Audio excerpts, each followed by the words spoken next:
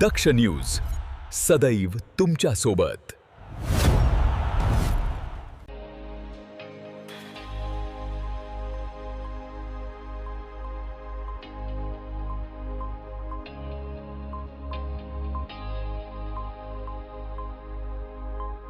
नाशिक ग्रामीण पोलिसांनी अंमली पदार्थांच्या तस्करी विरोधात मोठी कारवाई करत पिंपळगाव बसवंत टोलनाक्यावरून तब्बल 535.150 किलो गांजा जप्त केलाय।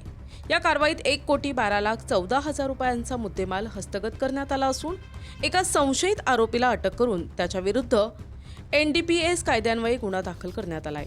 पोलीस अधीक्षक डॉक्टर D.S. स्वामी, अप्पर पोलीस अधीक्षक तसेच संबंधित उपविभागीय पोलीस अधिकाऱ्यांच्या मार्गदर्शनाखाली पिंपळगाव बसवंत पोलीस ठाण्याचे पोलीस निरीक्षक गणेश गुरव यांच्या नेतृत्वाखाली ही धडाकेबाज कारवाई करण्यात आली आहे।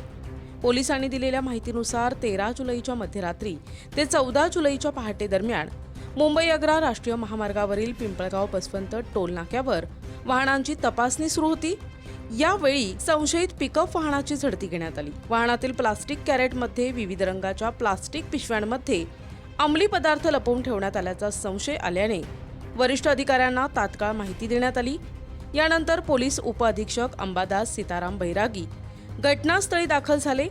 त्यांच्या उपस्थितीत कार्यकारी दंडाधिकारी आणि पंचांसमक्ष वाहनाची सखोल झडती घेण्यात आली। झडती दरम्यान वाहनातील 38 पिशव्यांमध्ये भरलेला एकूण 535.150 किलो गांजा जप्त करण्यात आलाय। तसेच गुन्ह्यात वापरण्यात आलेले पिकअप वाहन, मोबाईल फोन, प्लास्टिक कॅरेट आणि इतर साहित्य असा एकूण 1,12,14,00,000 रुपयांचा मुद्देमाल पोलिसांनी जप्त केलाय।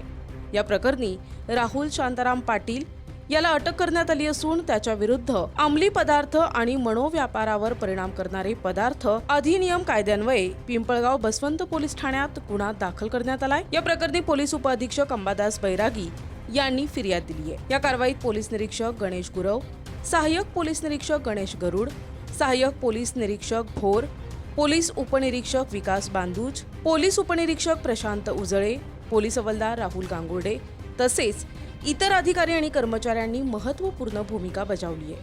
अंमली पदार्थांच्या तस्करी विरोधात नाशिक ग्रामीण पोलिसांनी सुरू केलेल्या विशेष मोहिमेतील ही अत्यंत महत्त्वाची कारवाई मानली जात असून या प्रकरणाचा पुढील तपास पिंपळगाव बसवंत पोलीस ठाणे करत आहे। योगेश कर्डिले, दक्ष न्यूज, निफाड।